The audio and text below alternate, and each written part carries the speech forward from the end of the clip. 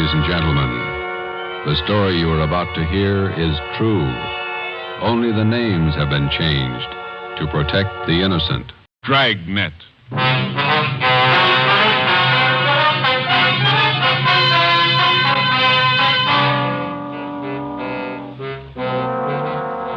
You're a detective sergeant. You're assigned to robbery detail. $8,000 worth of Chinese jade has been stolen. The criminal is vicious. His weapon, a handful of buckshot in a handkerchief. Your job, get him.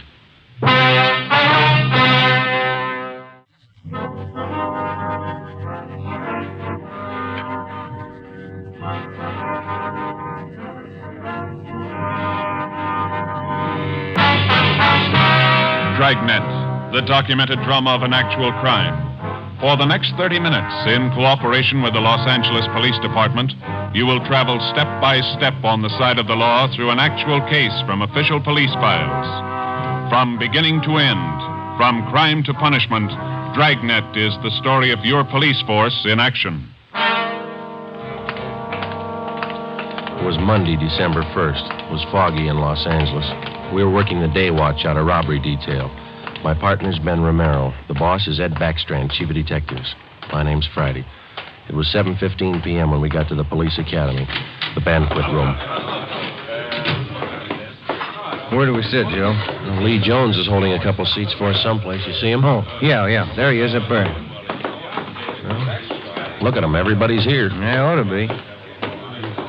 Hi, fellas. A couple of ringside seats. Thanks, Lee. Did you get it? Yeah, right here. Mind if I take a look at it? No, go ahead. How come you didn't get it wrapped as a gift? No time. A gift box would have been nice. No cotton, even? Beautiful watch. Radium dial? Yeah. Universal Geneva. A fine movement. He'll like it. Look on the back. Let's see. For Chief Ed Backstrand, a good cop, Detective Bureau. Not very good engraving. No time. I didn't think the old man really meant it. 26 years. You get tired after 26 years. You've been at it 25, Lee. Oh, don't look at me like that. I got a book to finish, 23 chapters. How many chapters you got, Fanny? 2. How long you been writing it? 2 years. Well, at that rate, we'll be stuck with you for another 21 years. If you're lucky. Excuse me, fellas. Gotta make a speech. All right, Lee. Remember that these are looks like these. Gentlemen, hold it down, fellas.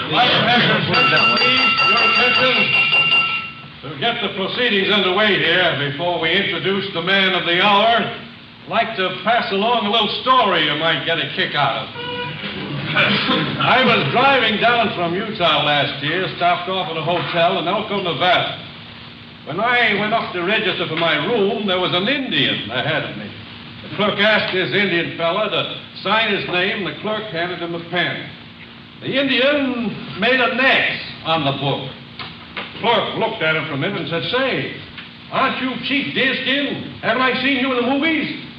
The Indian nodded his head and looked a little upset. "Oh," he said. "Oh, we make a lot of movies in Hollywood." The clerk smiled and said, "A lot of people at Elko here like to get your autograph, Chief." Then the Indian grabbed the pen up again and he said, "Me no like 'em autograph hunters. Me no want to be bothered." Then he drew a circle around the X he made. The clerk said, "Why'd you do that, Chief?" The Indian said, "Me no use 'em right name." Oh, hey, Joe. Yeah, there's Rogers over there. He's motioning to Where? Oh, yeah, excuse me a minute, Ben. Chief who's retiring tonight. He's been using his right name for 26 years, and he's proud of it. And we're proud to have been associated. You want me, Rogers? A phone for you, Joe. You can take it on the extension After outside. 26 Thanks, Pete. years of service, he's retiring from the Los Angeles Police Department. We're going to miss him. Gentlemen, a fine officer, Chief Ed Backstrand. Where's the phone? Right over here. Thanks. Friday. Joe, this is Gonzalez. Yeah, Jess. Sorry to bother you, but Powers said I should call you. Yeah? I need some legwork. Something big? Pretty big, yeah. Too many loose ends. Pena and I can't pull them all in. When do you want us? As soon as you can get down here. That important, huh? A man may die, Joe.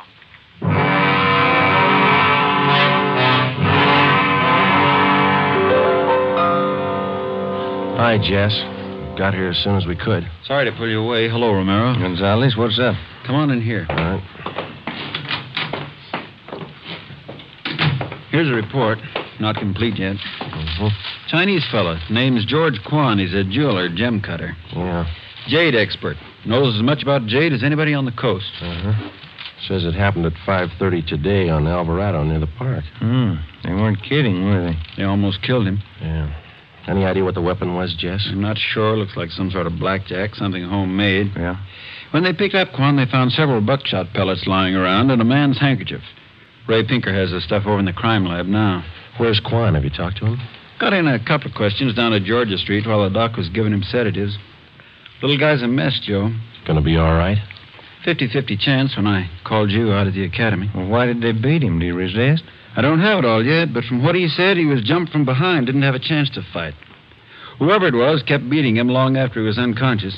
What'd they take him for? A couple of pieces of jade, large ones, very rare. Mm-hmm. You got anything else? Yeah, we got a star witness, just one. Did you talk to him yet? Just did for an hour and a half. You want to crack at her? Are you having trouble with him? Yeah, little. All right, Pena.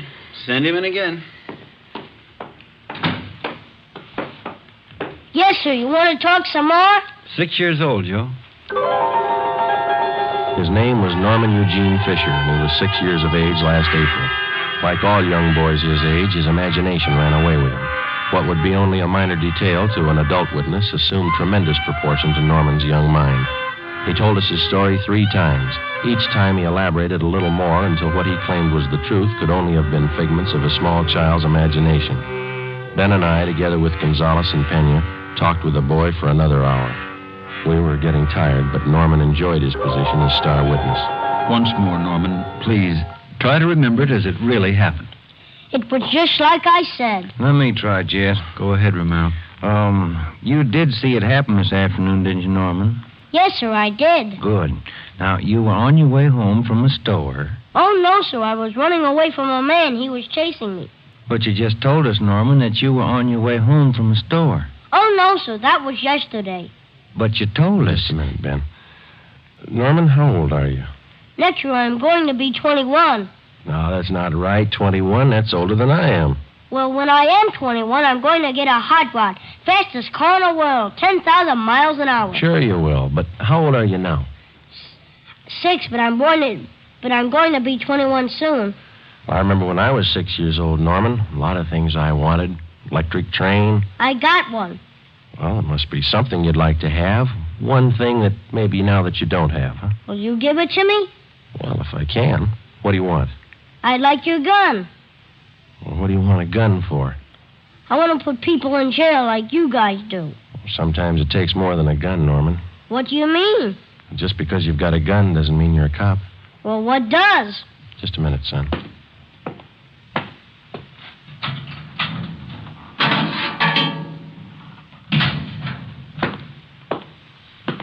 Here you go, Norman.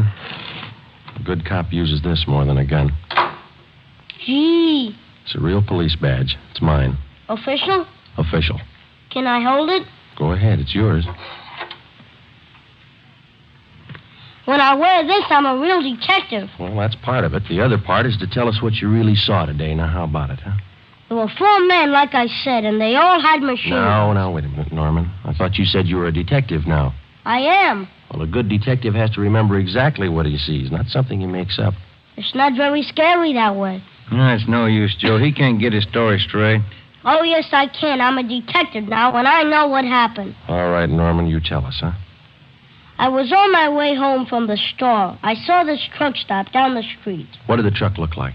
I don't know. It was a funny kind of truck. Had a wood back. You mean like a dump truck? Kind of, but it was a small truck. Old kind of car, like he took out the back part and put wood boards like a truck. You mean whoever owned the truck cut the back end out and made it look like a truck, huh? Yeah, that's the way it looked. Anyway, this truck stopped by this Chinese man, and the man got out, and the man started to hit this man. And the man fell on the sidewalk, and the man kept hitting him and hitting him as hard as anything. Well, what was he hitting him with? With his handkerchief? There he goes again. No, I don't know. How about that, Jess? Could tie in. Go on, Norman.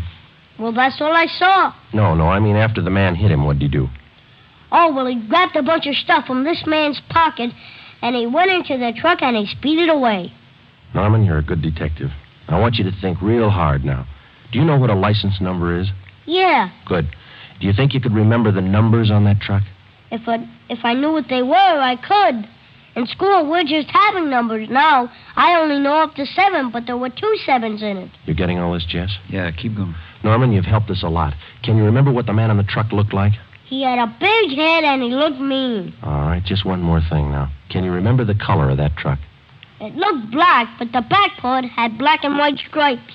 I don't know how you did it, Joe. Well, what do you think? How about it? Me too. All right, Norman. Your mother's waiting outside for you. You can go home now. You're a real detective. Can I wear my badge now? You bet you can. Okay. Say, Yes, sir?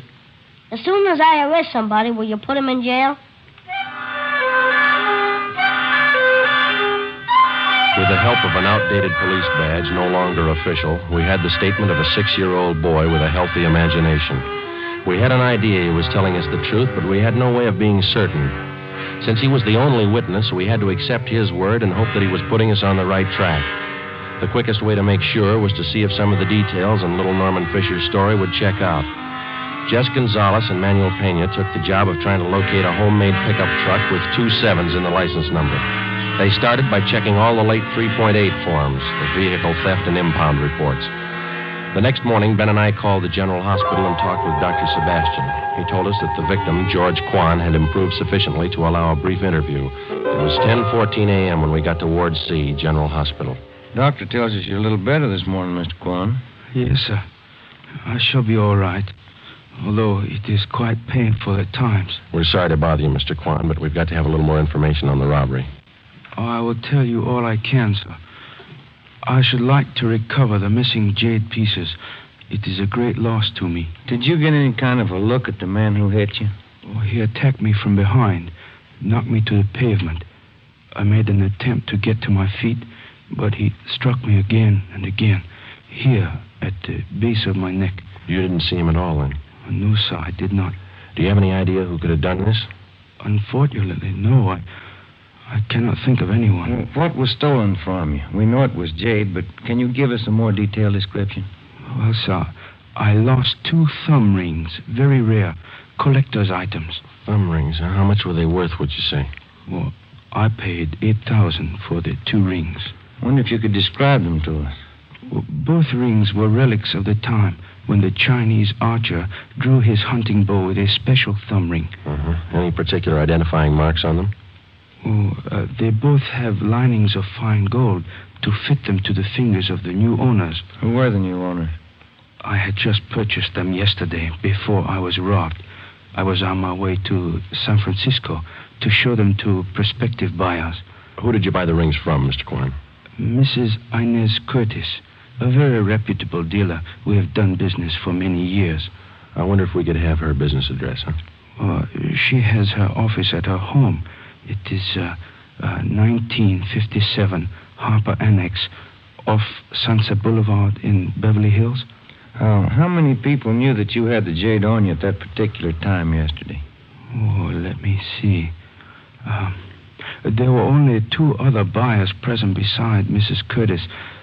I do not recall their names. They were new to me. Mrs. Curtis would know. Mr. Kwan, we know that you're tired. We have just one more question. Certainly. I wonder if I might trouble you to hand me that tumbler of water with the glass straw. Surely. Here you are.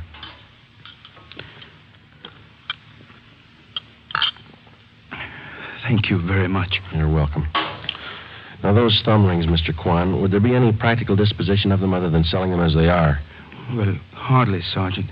To anyone who really knows the value of jade, it would be unheard of to change them in any way. I see. Well, thank you, Mr. Kwan. We'll do our best. You know, Sergeant, we Chinese place a great sentimental value on our jade. We'll do everything we can to recover it. Thank you. May I tell you my favorite quotation on jade? Yes, sir. It is from the writings of Tang Jung-tso. He wrote, "The magic powers of heaven and earth always combine to form perfect result.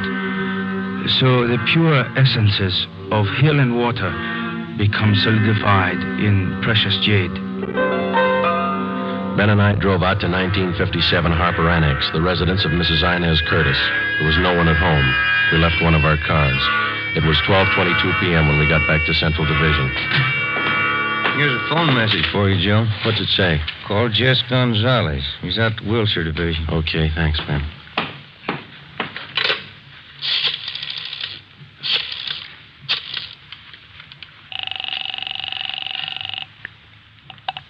Wilshire Detectives, Didion. Hi, Harry. Gonzalez around? Just a minute. Take it on 3, Jess. Gonzalez, Friday, Jess. we got the truck and we got the driver. We'll be right out. Something else, Joe. Yeah? The kid was right. There were 2 7s in the license number.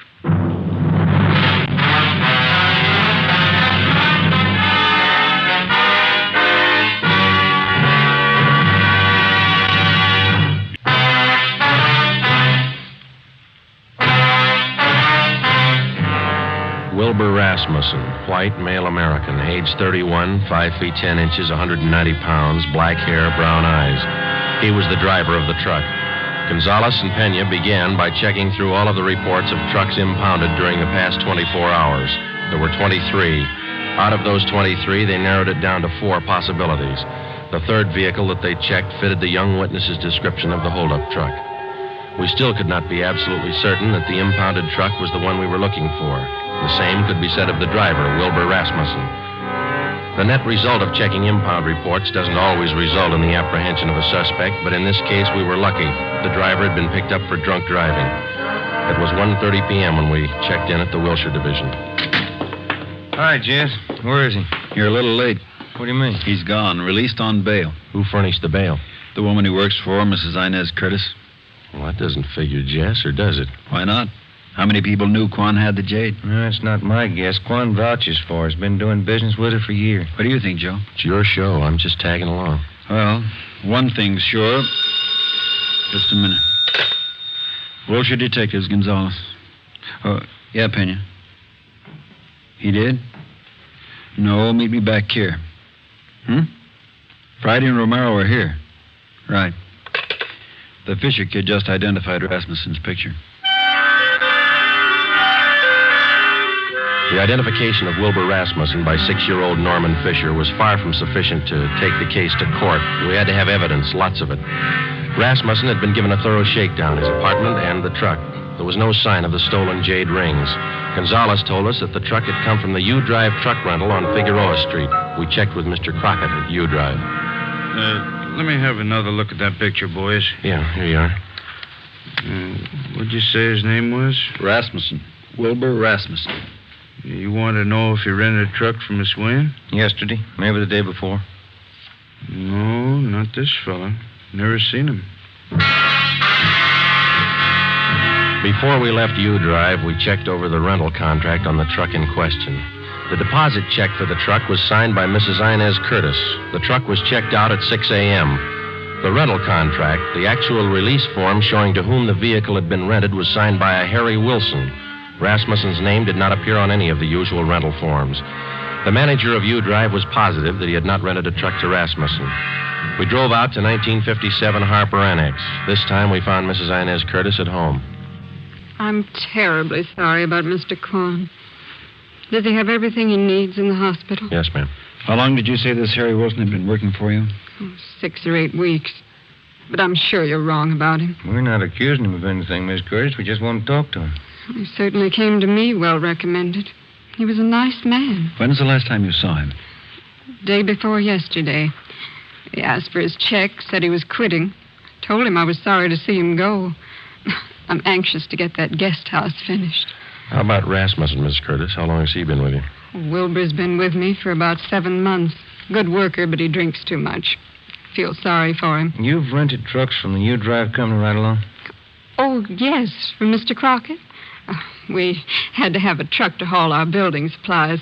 I'm saving an awful lot of money contracting this myself. It's a great saving. Yes, ma'am. The deposit on this last rental, did you give that check to Wilson or to Rasmussen? I sent both of them down to pick it up. Like I say, Wilbur's been drinking rather heavily lately, and I think Harry's the better driver of the two. Do you know which one of those men was driving the truck about 5:30 in the afternoon day before yesterday? Well, how would I know that, Sergeant? All I know is that I sent both of them down. I told Harry to drive. Yeah, I see.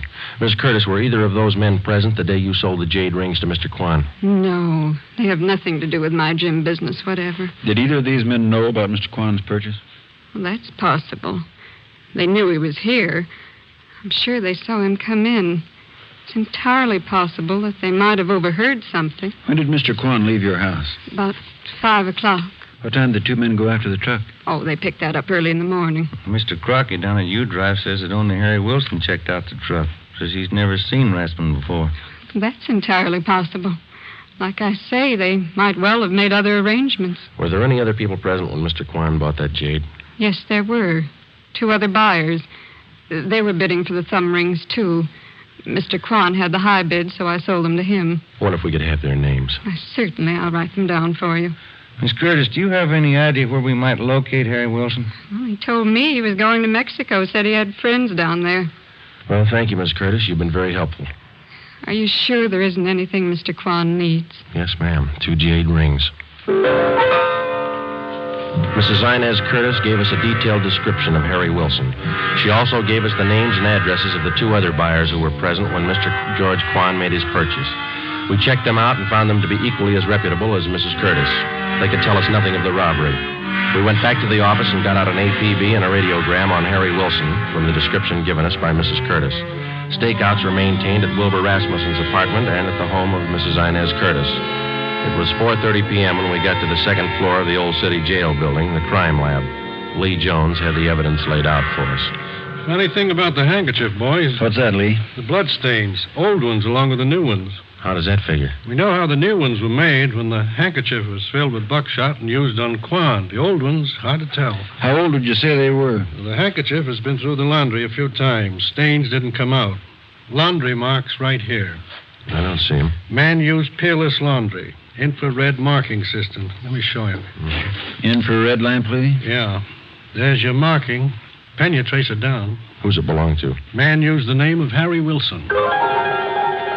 There was nothing to do now but wait for some word on Harry Wilson.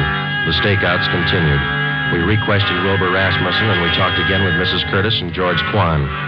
It was Tuesday, December the 8th. We checked in for work at 8 a.m. Morning, Jess. Hi, Joe. Where's Ben? Communications, getting the mail. Any word on the new chief of detectives? No, nothing. What's your guess? Oh, I think Thad Brown. A good man. Maybe. Sloan's a good man, too. When you come in here?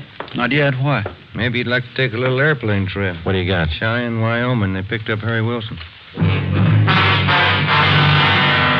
2 days later, Thursday, December the 10th, Harry Wilson was returned to the Los Angeles County Jail and booked on suspicion of robbery.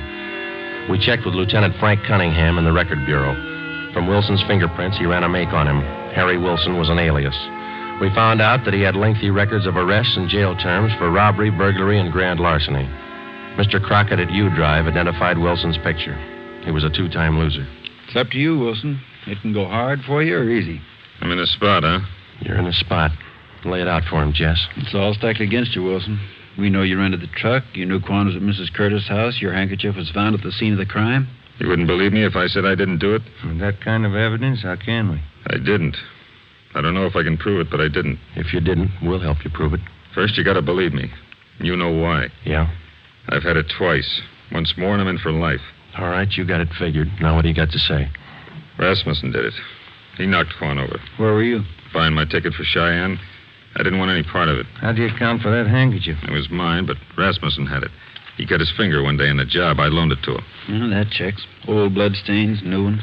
All right, let's pick up Rasmussen. While you're at it, pick up the Curtis dame. She planned it. Wilbur Rasmussen was picked up and brought in. After intense cross-questioning, we confronted him with Harry Wilson's statement. In the face of this testimony, he broke completely. He gave us a full confession implicating Mrs. Inez Curtis. He admitted beating George Quan and taking the jade thumb rings. He said he received $200 from Mrs. Curtis for the job. He requested that he be allowed to turn state's evidence. Mrs. Inez Curtis was brought to the interrogation room. Of course, you gentlemen have proof to substantiate all these accusations. Yes, ma'am, we have. It better be good. I have a fine lawyer. We've got signed and recorded confessions of Wilson and Rasmussen, the 2 men who worked for you. Shall we play the recordings for you? That won't be necessary. Miss Curtis, you got $8,000 for those rings. Wasn't that enough? Not when I could make 16, no. Where are the rings now? I'm not going to get life for this, you know. No. Jade doesn't spoil.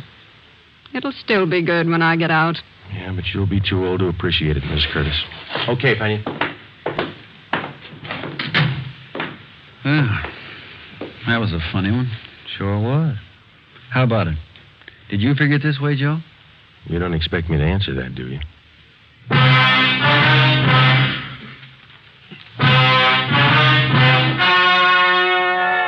The story you have just heard was true.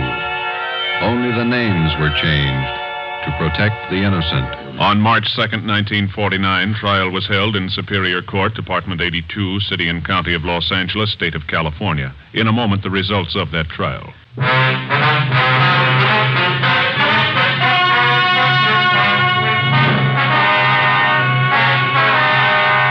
Mrs. Inez Curtis was tried and convicted of robbery and conspiracy. She received the maximum sentence as prescribed by law. In consideration for turning state's evidence, Wilbur Rasmussen received a minimum term.